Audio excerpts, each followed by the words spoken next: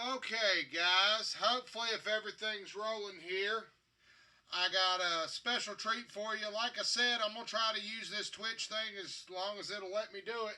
So I'm going to round this out by explaining to you how a Black Rose of Takhisis would use any of the characters from Planescape Torment. Because if any of y'all who have actually played Planescape Torment will know, well, I don't want to spoil the ending for anybody, but if you know, you know. But that's why a lot of people look at this and go, well, how the hell would you screw this into a modular fan fiction, knowing what happened in Planescape Torment with the Nameless One or the Scarred Man?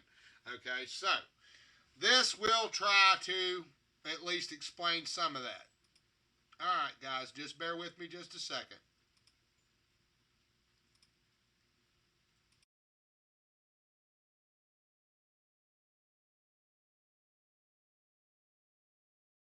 The state of the Planescape universe as it pertains to a Black Rose for Takhisis.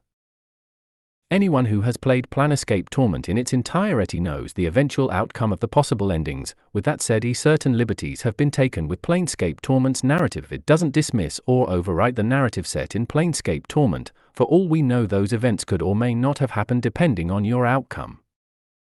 Fall from Grace, Anna, and Dakan all make cameos in the story, albeit with slight carefully written allusions to each one of them remembering to once traveled with the Scarred Man, but for the life of them, there is a pun in there. They cannot remember what happened to the Scarred Man or how they came to return to Sigil, only seeing echoes in dreams from time to time of things that occurred with him.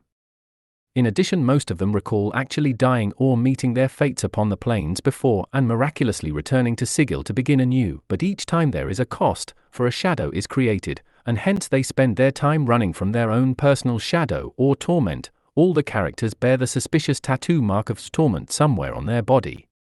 The Githzerai seems to resent this the most and is angered to the extreme as to why he isn't allowed to die himself now. Anna, to her credit, is much more accepting of her former life, given the recent situation with the Dustman. Fall from Grace is very much aware. The situation, given it has affected her the most, the brothel of slating intellectual lusts, was attacked and burned to the ground by a creature more terrifying than Ignis. Grace escaped and wandered homeless for a time, disoriented and in shock, but then caught word that a most peculiar individual had arrived in Sigil. This of course led to Fizban's appearance in the Hall of Sensation within the Civic Fest Hall, where Grace was currently granted residence in exchange for her knowledge as a teacher. In desperation, Fizban allowed Fall from Grace to imbue Tasselhoff with a glowing blue gem in his chest. Tasselhoff could not survive outside the bounds of Kryn space without losing his essence. This gives Tar somewhat a bit of immortality and regenerative powers akin to Beram the Green Stone Man, but at what cost? Does he lose his memories like Beram did? Oh dear, we hope not. The Ladies' Mourners. The Galamen. The Ladies' Lanterns. Since the apparent ending events of Planescape Torment, the Dustmen had disappeared from the streets of Sigil for a time, only to re-emerge as a more terrifying faction than they ever were. The trash warrens mysteriously close and swallow Burke's up whole now, bashers dragged off into the warrens at night never to be seen again, least not alive. The most horrific aspect of this is that now at certain times of anti-peak dash, that's night time for you clueless primes, these refactioned dustmen, now clad in skull robes and adorned armor, roam the streets of Sigil's alleyways, their lanterns swinging, banging gongs, only this time oddly they aren't mazed by the lady for detaining mercer killers and governors alike, as they seem to be working for her. No ward of Sigil is safe from them. The lady's shadow does not pass so much as these morbid gangs roam the streets, snatching people away and taking their yokes out. They use phylacteries, they use sarcophagi, they also will disintegrate anyone for a contract price, and deliver their yoke to whatever prime or fiend may request it if they aren't afraid to deal with this supposedly newly aligned faction of dustmen. To the chaotic evil side. DM's note. Describe to your PCs these are dustmen who have resorted to zealotry. In addition, you watch in horror as they drag a seemingly innocent petitioner from his lodging, pull them out into the street and shove them into this sarcophagus-looking coffin shaped like the Lady of Pain. With a sullen the lady sends her regards. The PC must roll a save versus death versus. Strength, roll of 13 or below, for a normal PC to struggle against having the lid snapped shut on them if they've been grabbed. Failure to save results in the character's screams echoing like his being mashed inside a pop can. The sarcophagus conveniently ejects a fresh soul phylactery already sealed with no seret to shove in the body because the coffin does that job, and it liquidates and goops your yolk into a nice little vessel to be sold to a fiend as a delicacies to eat. The sarcophagus spits out the glowing phylactery like an aluminum pop can from a soda machine. This faction of the dustmen became so feared that when the mortuary, which had become abandoned for a time, was mandated to be closed off and restricted access was given to only a few adventurers. Roaming undead into Sigil streets proved a nuisance for a time. Dead were now being incinerated at several conduits leading from the elemental plane of fire. The smouldering corpse bar was repurposed to allow people to get a drink, mourn their dead, and then send them off in style by shoving their corpse off into the plane of fire through a conduit the hedge wizard repurposed after old Ignis burned out his wick on his candle. It didn't stop business, people still die on the planes. The lack of the mortuary for all intensive purposes necessitated this need. Many in Sigil fear to go outside except to attend to burying their dead before returning home. The common belief among many people now that the dustmen are abducting people whether they have a contract or not. It is preferred to haul their dead indiscriminately to the smouldering corpse. Business has doubled for the establishment. The two fiends Athelgrin and Tigrin are making a literal killing with their own brand of talking the recently departed out of their last crumb of soul. In addition to the fiends, an Arcadian. This is complicated, but the easiest way to explain this is if a basher was evil, but his family or friends are concerned about him, they can if it so happens have him gooped, to which the phylactery is entrusted to the Arcadian or one of his associates to take back to Arcadia to throw into the soul forge to begin on a prime world anew for another chance. Or that's the theory, as someone has to broker with a celestial to make that happen. Those are God's Burke. Likewise the fiends offer the same, but they will guarantee you as the devil holding the pitchfork and not the one being jabbed in the behind with it. It is a curious dichotomy as opposing alignments compete for the outcome of one soul at the entrance to a bar in Sigil. Have a drink, contemplate the hereafter, and then make a choice perhaps for eternity. Can a single good or bad choice affect several lifetimes and change the nature of a man? You bet!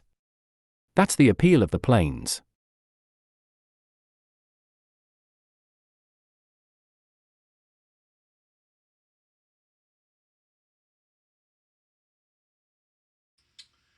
Okay, guys, what do you think of that? Pretty cool, huh?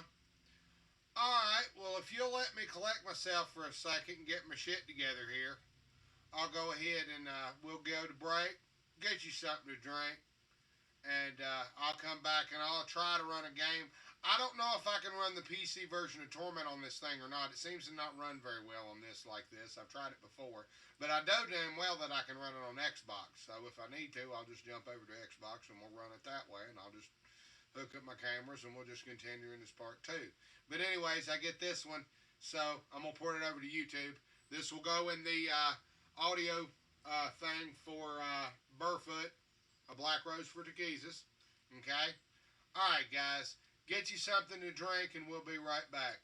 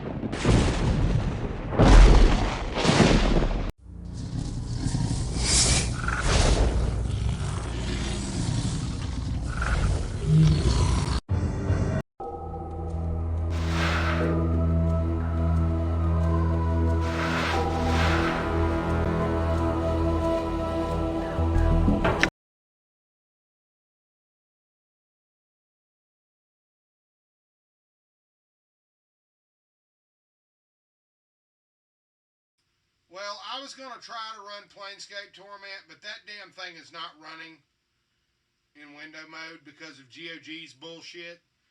Oh, God, I'd have to go out and get it to fucking run and fucking reduce screen and shit. It's a pain in the fucking ass, so fuck it. I'll run it on Xbox and skip all that bullshit if I need to. Alright, guys. What? It's 14 minutes? Yeah, I can point that over to YouTube. Ain't a big deal. Okay, guys. We'll just roll with that. Pass on it. Okay, guys. Well, thank you all for tuning in.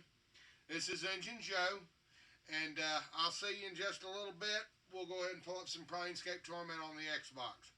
Okay? Alright. We'll holler at you in a bit. Okay, guys. This is InjunJoe. Y'all roll on.